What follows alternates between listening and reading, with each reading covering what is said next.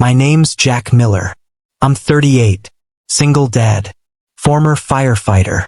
And the morning I pulled that little girl from the lake, I had no idea who she was, or how that moment would flip my life inside out. It started like any other miserable Tuesday in Savannah, Georgia. Up before the sun, packed a peanut butter sandwich for my kid, Kyle, and prayed the truck would start. Fog hugged the ground like a secret, and the chill in the air bit like it knew something I didn't. I drove the long way to the site shortcut past Lake Halloway, just to clear my head. That's when I saw it. A pink shoe floating near the reeds. Then an arm. Then nothing. I slammed the brakes. Sprint. Boots in mud. Didn't think. Just dove. The water was ice. My lungs screamed. But I reached her.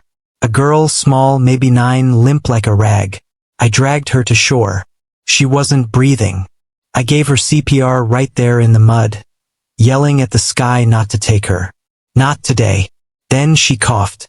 Alive. I wrapped her in my flannel, called it in, and waited with her until the ambulance came.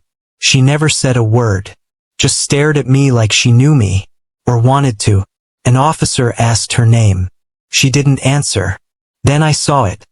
A delicate gold bracelet on her wrist. Expensive. Real gold. The kind you don't put on a kid unless your bank account has commas. I didn't know it then, but I should have paid attention. That night, after I put Kyle to bed, I heard tires crunch outside. Looked out. 2 black SUVs, tinted windows, parked right at the edge of my trailer. A knock on the door, and a voice. Mr. Miller, we need to talk about the girl. The man at the door looked like he'd never stepped inside a Walmart. Black suit, clean cut, dead eyes. Mr. Miller, he said again, quieter. We need a word. About the girl. I stepped outside and closed the door behind me so Kyle wouldn't hear. He showed me a badge, private security, not police. No agency logo. No real name. She's stable, he said. But her identity is classified. For now. I frowned. Classified? I pulled her out of a lake, man. What the hell's going on? She's safe. That's all you need to know. Then he handed me a non-disclosure form. Sign this. For your protection. I didn't sign it. He smiled like I was a dog that didn't know how leashes worked. Suit yourself. Then they left. Just like that. 2 black SUVs disappearing into the fog. Next morning I go to work. Boss pulls me aside. You're laid off. Budget cuts. Except I was the only one. Then Child Protective Services shows up at the trailer. Some anonymous tip said I was raising Kyle in unlivable conditions. They took pictures. Made notes. Said they'd be back. That night, Kyle came home from school with a weird look on his face. Someone left this in my locker, he said. It was a folded piece of paper. One sentence, typed in all caps. Your dad is a hero. They hate that. I didn't know who they were yet, until I turned on the TV. Local news anchor. Missing child report. Name withheld. But the photo, it was her. The girl I pulled from the lake. Only this time, the word kidnapped flashed across the screen in bold red. But I knew the truth. She wasn't kidnapped. She was running. I tried calling the police, the same ones who took her from the lakeside. They had no record of me ever reporting the rescue. No mention of the girl. No incident log. Like it never happened. I called the hospital next. Same story. No patients matching that description admitted. Then the nurse hung up fast. Too fast. Something was wrong. Way wrong. That afternoon Kyle was quiet. Too quiet. He sat at the table, spinning something between his fingers. A gold bracelet. I found it under your truck seat, he said. It's hers, right? I took it gently. It was small, delicate, the kind of jewelry you buy from high-end catalogs in cities I'd never been to. Engraved on the inside, AVH. I didn't know what it meant, but I knew someone would. Around 2 a.m., I heard movement outside. I stepped out with my flashlight and my bat. The trailer door had been forced open. Inside, nothing was taken. Nothing stolen. Just rearranged. Drawers pulled open. Photo frames turned over. Tools shifted around in the shed. It wasn't a robbery. It was a message. The next day, I drove to a public library 2 towns over. No cameras. I typed missing girl plus AVH into a search engine. Took a while. And then it hit me like a freight train. Ariana Vincent Hale. 9 years old. Sole heir to the Vincent Hale fortune. Estimated family worth $70 billion. Her mother had died a year earlier. Drowning. No details. And now she was missing. But she wasn't missing. She was hiding. From him. That night, I looked out the window again. Same SUV. Same man. Same dead stare. This wasn't just about a girl anymore. It was about what she knew. I didn't sleep that night. Every creak in the trailer made me reach for the bat. Every car door outside made my heart jump. First light, I called in a favor. An old contact, Anna, used to work hospital shifts near Hale's private estate. We hadn't spoken in years, but when I mentioned the name Ariana, she went silent. "Jack," she whispered. "You don't want to be near this." I asked what she meant. She hesitated, then said, "I worked a private job once. Off the books.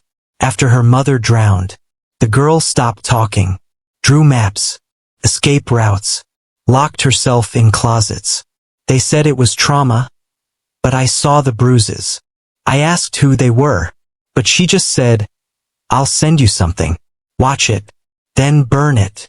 That night, a package arrived in the mailbox. Inside a USB drive. No label. No note. I plugged it into Kyle's old-school laptop. Clicked the only file. It was shaky footage. Secretly recorded. Ariana's mother. In a bathroom mirror. Whispering into the camera.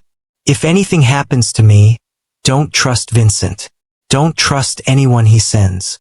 He says it's treatment. But he's testing it on me, and soon on her." Her voice cracked. The camera shifted. She gasped. Then, a door burst open behind her. The screen cut to black. I just sat there. Frozen. Kyle walked in, rubbing his eyes. "Dad? What's wrong?" I closed the laptop. "Nothing, buddy. Go back to bed." But it wasn't nothing. This wasn't just a runaway kid. This was a cover-up. The kind that comes with body bags and press silence. And I was the only idiot who didn't walk away when I had the chance. But now, I wasn't walking away at all. We left that night. Packed only what mattered: Kyle's sketchbook, a few clothes, my grandfather's hunting knife. I didn't tell Kyle why. Just said we were going camping. We drove north, off-grid. An old cabin my dad left me in the woods outside Blue Ridge. No neighbors. No cameras. No one who'd ask questions. That first night I didn't sleep. Just sat on the porch with my shotgun, watching tree lines for headlights. Then a twig snapped. I raised the light and froze. It was her. Soaked, shaking, barefoot in the dark. Ariana. She'd followed us. Somehow. From Savannah. Alone. She didn't speak. Just stared at me like I was the only face in the world she recognized. Kyle brought her inside. Gave her his hoodie. Sat beside her like they were already friends. And she finally spoke. Just one word. Safe. Over the next few days she started drawing. Pictures. Symbols. Layouts. One showed her standing in front of a large painting. Something hidden behind it. When I asked what it was, she pointed to it and whispered, "Mom's secret." Whatever she knew, whatever was still inside that house, was what they were willing to kill for. Then the sound. Not a branch. Not an animal. A rifle shot. It missed me by a foot. Splintered the tree beside my head. Another shot rang out, closer. I grabbed the kids, ducked low, crawled toward the tool shed out back. I looked out the small window and saw it. A red laser dot sweeping across the porch. Someone had found us. And they weren't here to talk. They were here to erase us. We made it through the night, barely. Whoever fired those shots didn't chase us into the trees. They wanted to scare us or make sure we knew they could end it any time they wanted. The next morning, an old pickup rumbled up the gravel path. I grabbed the shotgun, stepped out slow. It was Samuel, an old friend from my firefighting days. I hadn't seen him in years. He jumped out smiling like nothing was wrong. "Heard some chatter," he said. "Figured I'd check on you." I told him it wasn't a good time. He glanced at the boarded windows, the kids inside, the ash pile where I'd burned the USB. "You sure?" he asked, eyes scanning too much too fast. "You in deep." I nodded once. Samuel said he could help. Food, supplies, a way to disappear for good. I didn't trust it, but I needed time to think. That night, Kyle whispered, "Dad." I saw him talking on the phone, real quiet, behind the shed. I checked the trail cam I'd installed the day before, and there it was, Samuel sneaking out at 2 a.m., letting a man in a suit onto the property. I didn't wait till morning.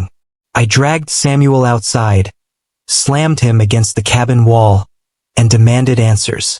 He cracked, said they'd paid him off, that they just wanted the girl back. Said I didn't understand who I was up against. They killed her mother, Jack. You think they won't come for you? Then he handed me something folded in plastic. Coordinates. GPS. To the real vault, he said. The one her mom died trying to expose. And just like that, Samuel was gone. But I wasn't chasing ghosts anymore. I was chasing truth. And the clock was running out. The GPS led us to a dirt road off Route 23, middle of nowhere, trees thick as walls, no signs, no cameras, just a rusted fence and a sealed metal hatch half covered in pine needles. The bunker wasn't big, but it was deep. Ariana clung to my hand the entire way down. Inside, it smelled like old air and forgotten truths. The walls were lined with storage crates, chemical tanks, and rows of filing cabinets. On the far side, a safe, cracked open, papers scattered on the floor like someone left in a hurry. Kyle stayed near the door. Ariana wandered to a desk and pointed to a photo frame flipped face down. I picked it up. It was her mother holding two girls. Twins. I didn't have time to process that before I found the files, medical records, sealed contracts, audio tapes labeled Trial 9A, experimental dosage. Vincent Hale's name was everywhere. The documents detailed a neurotreatment developed in Hale's labs. Unapproved. Unstable. It was supposed to enhance memory, suppress fear. First tested on his wife, and then scheduled for Ariana. The footage we'd seen, her mother warning the camera, was real, and she died 2 days later. But there was more. A legal contract. If Ariana dies before age 12, her full inheritance, $11.7 billion, reverts to Hale's trust. She turns 12 in 3 weeks. My hands shook. That's why they were after her. Not to bring her home. To keep the money. On the drive back, I didn't say a word. Couldn't. But then it happened. A truck blew through the red light and hit us broadside. The world flipped. Glass shattered. Everything went black. When I woke up upside down, blood in my mouth, Kyle and Ariana were gone. I came to upside down, pinned in the wreckage, smoke curling through shattered glass. My first thought wasn't pain. It was Kyle and Ariana. I ripped the seatbelt, crawled out on one arm. No sign of them, just deep tire tracks. Burnt rubber. Gone. By the time I reached the road, the van was already half a mile away. Blacked out windows, no plates. I stumbled into a gas station, bleeding and barefoot, and begged to use the phone.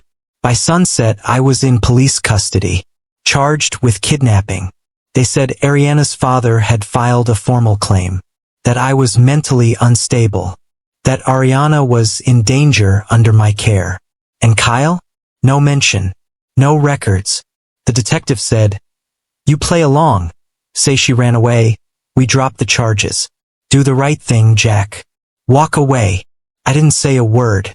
I just stared at the floor and waited. 2 days later, during transfer to the county jail, the fire alarm went off in the hallway. That was my window.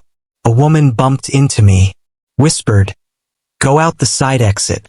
Now." She slid a pin into my hand. It was a tracker and a mic. I didn't recognize her until I saw her eyes. Maya, Ariana's old tutor, the one her mother trusted most. "I've been watching," she said. "They're putting her on a plane. Private airstrip. 2 hours. That tracker is in her shoe." I ran like hell, borrowed a bike from a kid outside a diner, pedaled through back roads till I reached the edge of the airfield. There they were. 2 men carrying Ariana, sedated, unconscious. Kyle zip-tied in the back of a van. And beside the plane ramp stood Vincent Hale himself. Cold, pale, quiet. And when he saw me, he smiled. Hale didn't flinch. Not when I stepped out of the shadows. Not even when I raised the wrench I'd hidden up my sleeve. He just stared at me, calm as winter. "You're a stubborn man, Mr. Miller," he said. "I'll give you that." Behind him, Ariana lay limp in a stretcher, her lips pale, for in her arm, Kyle was in the van, banging on the glass, gag in his mouth. I moved closer. 1 step. Hale lifted a small black remote. "You get 1 more step," he said, "before she flatlines." I stopped. Then I remembered Maya's voice. "The tracker's not just a tracker. It's a mic, say the truth. Speak it out loud." So I did. Loud. Clear. Every word. This man drugged his own daughter to steal her inheritance. He experimented on his wife. Covered up her murder. Faked Ariana's kidnapping to trigger a payout. Hale's eyes flickered. Just once. "Nice story," he said. "But who's gonna hear it?" And then sirens. Dozens of them. Lights flooding the airstrip from every angle. Because Maya was smarter than all of us. She'd been broadcasting the mic through emergency frequencies. Cops, feds, reporters, all waiting. Hale tried to run, but I tackled him first. Hard. Years of anger behind every punch. They cuffed him right there on the tarmac. Kyle was freed, sobbing into my arms. Ariana, still breathing, was rushed into a medic van. The world exploded with headlines that week. Billionaire Vincent Hale arrested in inheritance conspiracy. Single dad uncovers medical cover-up. Runaway heir found alive. I didn't care about the attention. I cared that my son was safe. That Ariana was safe. That maybe, just maybe, her mom could finally rest. But what none of us knew. The story wasn't over. They gave us a house. Not a mansion. Just a modest craftsman-style place outside Asheville. Big backyard. Safe neighborhood. No reporters. No shadows. Kyle sleeps with his window open now. First time in months. He's back in school, drawing dragons and smiling like the world doesn't scare him anymore. Ariana? She's still healing. Quiet, cautious, but different. She laughs sometimes. Plays piano. Wears her mother's necklace every day. Court granted me temporary guardianship. Full custody is next. Her choice. She chose me. A trust fund was activated. One her mother had secretly set up before her death. Separate from Hale's empire. Millions, untouched. It covered the legal battles, security, medical care. I opened a local auto shop. Hale-free repairs. Bit of a joke. Locals love it. For the first time since my wife passed, peace didn't feel like a stranger. Then last week, Ariana handed me a drawing. It was her mother again, holding 2 girls. Not one. Twins. I asked what it meant. Ariana didn't speak, just nodded once. Firm, like she'd always known. "She's still there," she whispered. "They didn't take her like me. She remembers me." I thought it was a dream, a trauma response, until the package arrived. No postage, no name, just a box with a worn-out teddy bear inside. I picked it up. It was heavy. I checked the seam. Inside, a recorder.